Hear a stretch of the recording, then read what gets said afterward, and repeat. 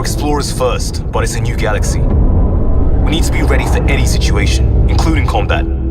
I'm Liam Costa, Security and Response Specialist for the Pathfinder team. Before we set out, you need some basic firearms and mobility training. The name of the game is adaptability. Only so much cargo space on the Arks, so initiative weapons and armor, designed to be customized multiple times in the field. There's 4 main types of guns to work with: pistols, shotguns, assault rifles, and sniper rifles. Pistols are your standard medium to short range weapon. Easy to aim and fire, and low recoil so you can shoot on the move. Lightweight, quick to reload. When you're ready to punch it up a little, Carnifex pistol with grenade launcher augmentation for the advanced user. Next, shotguns, perfect for getting in close. Shotguns are simple, for large targets, grouping, or just some extra kick. They hit hard with a wide shot pattern. Like all our kits, they're highly adaptable. A personal favorite, katana with laser shells. For obvious reasons. Next up, assault rifles. High rate of fire for covering fast targets and making short work of shields. And if you watch your recoil, good at distance too. If you can see your mark, chances are you can hit it. Augmentation of choice, Avenger with electrical conduit. Last in the queue, sniper rifles, the heavy hitters. High-powered, accurate, and long range. They'll take down almost anything while it's still a speck in your scope. Now, guns aren't everything. Close quarters training is a must. Do you have the finesse for an Asari biotic sword? Or the muscle for a Krogan hammer? Some of you have biotic implants, or advanced Omnitool tech. Biotic abilities can shape the world, and if fighting is unavoidable, they'll be your go-to. Any object can be a projectile, even your target. Or just toss them into the air and give squad mates an easy shot.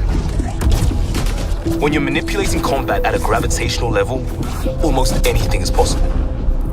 Omnitools are tools, and they're just as useful for defense and offense. With tuning and training, they can be outfitted to freeze, burn, or electrify. And never underestimate a tried and true Omniblade. Options are key. I prefer a little of everything, but if you focus on certain skills, you can do amazing things. Biotic Specialist, Adept is the path for you. Feeling tactical, Sentinel is the way. Want to get in fast and shake things up? Vanguard.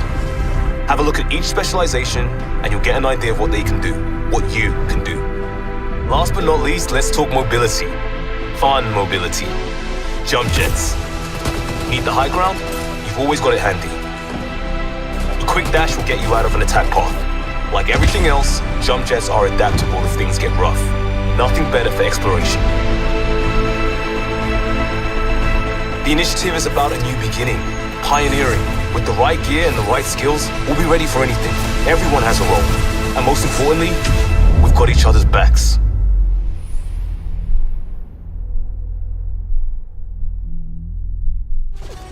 Loading these new abilities puts them in a cooldown by default, so I'll have to make do with my shotgun until they're ready. The Fiend is too powerful and I'm not in any position to take it out immediately, but my new favorites are ready. I'll make my getaway using Biotic Charge and then maneuver around this group of enemies. This favorite's loadout is particularly combo friendly, so I'll engage by comboing Cryo Beam and Lance for an explosive result, then clean up with my shotgun. It looks like the Fiend has taken an interest. I'll do what I can from a distance before switching to my third favorite's loadout. One that emphasizes ranged biotic abilities such as Backlash and Shockwave, as well as Flamethrower. Let's see if we can find a better vantage point and stall the Fiend's approach. Using Backlash, I can shield myself from oncoming fire and deflect it back at the enemy. This is particularly useful against large crowds of enemies. However, this horde is scattered, so I'll need to regroup. Looks like the Fiend has other plans. I'll stand my ground by using Shockwave and then follow that up with Flamethrower. The Fiend is hurt, but it's going to take more than that to defeat it. Switching to my final favorites loadout, I'll engage the Fiend with soldier-focused abilities. Let's finish it off with Flat Cannon and Trip Mines. And when it comes to combat, don't forget your squad. Each of your 6 squad mates has 3 active and 2 passive skills. In this case, Cora uses her biotics as a support character, and Drac is a bruiser who can soak up lots of damage. Not only can you set your squad up around the battlefield, ordering them to defend locations, attack targets, or rally to your side, but you can also team up with them for devastating power combos.